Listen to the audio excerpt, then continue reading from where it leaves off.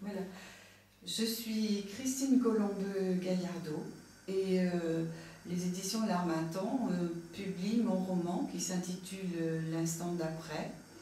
Et c'est un ouvrage qui tourne essentiellement autour du thème du temps, qui m'est apparu tel finalement au fur et à mesure que j'écrivais l'histoire des personnages qui sont entre ces pages. Pour dire quelque chose de précis sur ce titre, puisqu'on a déjà commencé à m'interroger dessus et à me faire considérer qu'il est assez énigmatique, quel est cet instant d'après? Je dirais qu'en lui-même, il est totalement indéfinissable, parce qu'il correspond au parcours de chacun. Mais il me semble que un des personnages dans l'ouvrage compare la vie à une sorte d'immense sachet surprise, un cornet en papier plié dont nous héritons chacun à la naissance et dans lequel, dit ce personnage, nous puisons allègrement, sans nous poser trop de questions, surtout en pensant comme si c'était quelque chose d'inépuisable. Et finalement, nous sommes tout étonnés, au bout d'un moment, de nous rendre compte que ce cornet contient aussi ce que j'appellerais la fin de notre histoire, c'est-à-dire celle à partir de laquelle il n'y a plus d'instant d'après.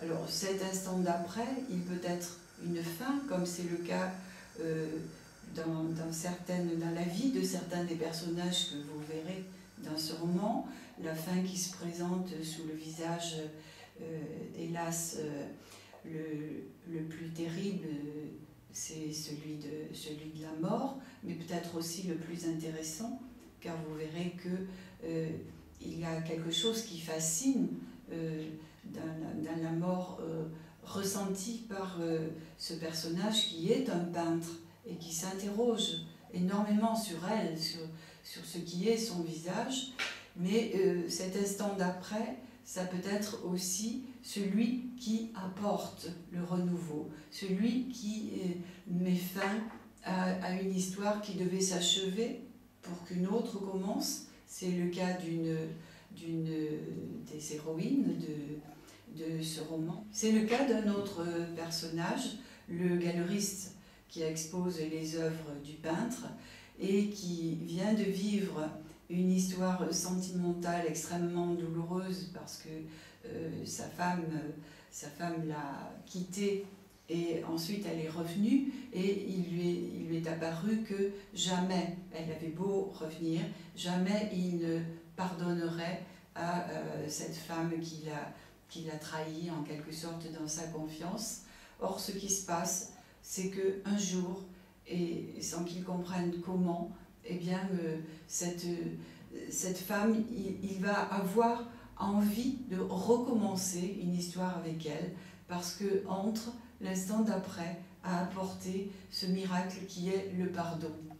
Donc l'instant d'après, c'est ce en quoi nous pouvons toujours espérer et qui permet de continuer la vie, qui permet de la trouver intéressante et même par-delà, d'imaginer par-delà lorsqu'il s'agit de la mort qu'il y a peut-être autre chose qui se cache derrière, la mort restant une sorte d'énigme. Et enfin, évidemment, il y a le cas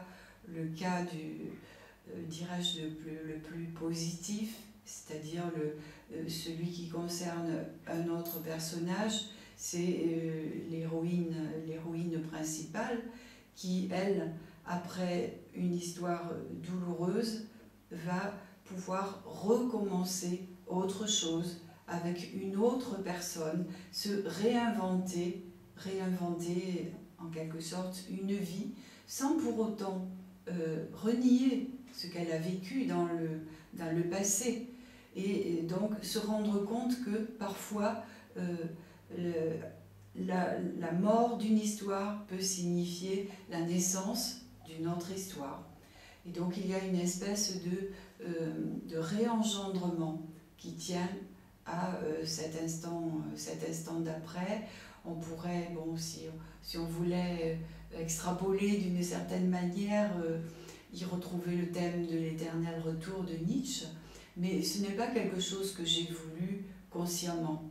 Les liens entre ces personnages se sont établis au fur et à mesure dans mon inconscient. C'est une sorte de méditation comme cela, à couvert, sous la voûte du temps.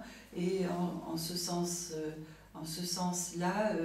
une méditation qui fait affleurer des émotions, qui fait affleurer, oui, je parlerai plutôt d'émotions que de considérations pleinement rationnelles et logiques. Et ce que je souhaiterais, c'est que le lecteur retrouve à travers ces pages ces impressions qui nous assaillent parfois et qui nous donnent à comprendre dans le même instant que nous ne percevons pas ce qu'est le mystère de la vie, mais que ce mystère de la vie est suffisamment fascinant pour que nous ayons envie de continuer et de penser toujours à ce qu'il peut y avoir après.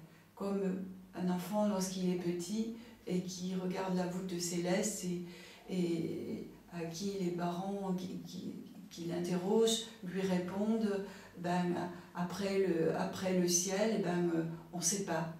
Voilà, c'est pas qu'il n'y a plus rien, mais on ne sait pas. Et je pense que cette ignorance en elle-même est intéressante et c'est elle qui fait la saveur de tout, la saveur de la vie, la saveur d'un livre, la saveur d'une œuvre d'art. C'est quelque chose qui nous échappe et qui est l'instant d'après infiniment volatile.